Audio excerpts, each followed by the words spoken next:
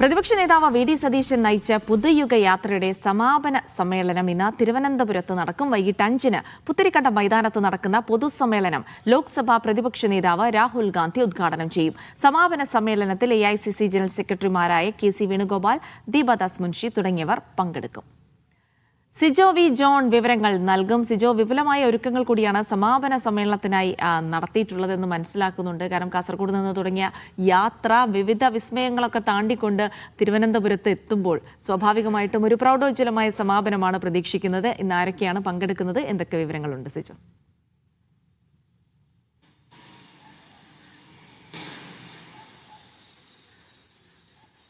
25 ദിവസം നീണ്ടുന്ന യാത്രയാണ് ഇന്നിപ്പോൾ തിരുവനന്തപുരത്ത് സമാപനമാകുകയാണ്. എന്തായാലും വലിയ സ്വീകരണവും ഒക്കെ ആയിരുന്നു ഈ യാത്രയ്ക്ക് ഉടനീളം കിട്ടിയിരുന്ന കാര്യത്തിൽ യാതൊരു സംശയമില്ല.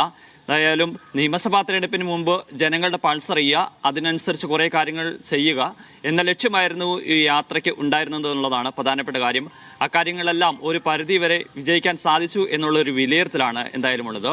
രാഹുൽ ഗാന്ധിയാണ് ഈ യാത്രയുടെ സമാപന സമ്മേളനം ഉദ്ഘാടനം ചെയ്യുക. വൈകിട്ട് 5 മണിയോടുകൂടി പുത്തരിക്കണ്ടം മൈതാനത്തേക്ക് ആളുകൾ എത്തിച്ചേരും. തിരുവനന്തപുരത്തെ സെക്രട്ടേറിയറ്റ് മുന്നിൽ നിന്ന് ഒരു സ്വീകരണമുണ്ട്. 3 കമ്മിറ്റികളുടെ നേതൃത്വത്തിൽ, കോൺഗ്രസിന്റെ കമ്മിറ്റികളുടെ നേതൃത്വത്തിൽ അവിടെ നിന്ന് ആളുകൾ, പാർട്ടി പ്രവർത്തകർ VD സതീശനെ സ്വീകരിക്കും. അവിടുന്ന് ഒരു റാലിയായിട്ടാണ് പോകുന്നത്.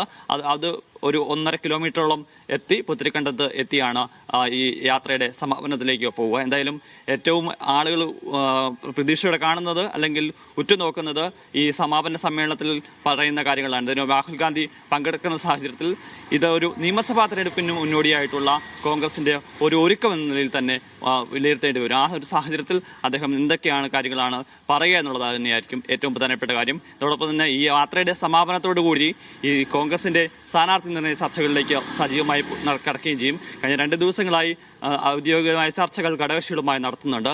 അപ്പോൾ ആ ചർച്ചകൾ പൂർത്തിയാക്കി വൈകാതെ തന്നെ പട്ടികയിലേക്ക് കടക്കാനുള്ള നടപടികളിലേക്കും കോൺഗ്രസ് നേതൃത്വം വൈകാതെ തന്നെ കടക്കുകയും ചെയ്യും. അത് ഈ യാത്രയുടെ സമാപനത്തോടുകൂടിയായും അത്തരം നടപടികളിലേക്ക് എത്തുകയും ചെയ്യും. എന്തായാലും വലിയ വിജയമാണ് ഈ യാത്ര എന്നുള്ള വിലയിരുത്തലാണ് കോൺഗ്രസിന് ഉള്ളത്. അതോടൊപ്പം തന്നെ ഇപ്പോൾ കിട്ടിയിരിക്കുന്ന ഒരു സ്പിരിറ്റ് അത് നിയമസഭാ തെരഞ്ഞെടുപ്പിലേക്ക് തന്നെ കൊണ്ടുപോകുന്ന ലക്ഷ്യമാണ് കോൺഗ്രസ് നേതൃത്വത്തിനുള്ളത്. ശരി സിജോ.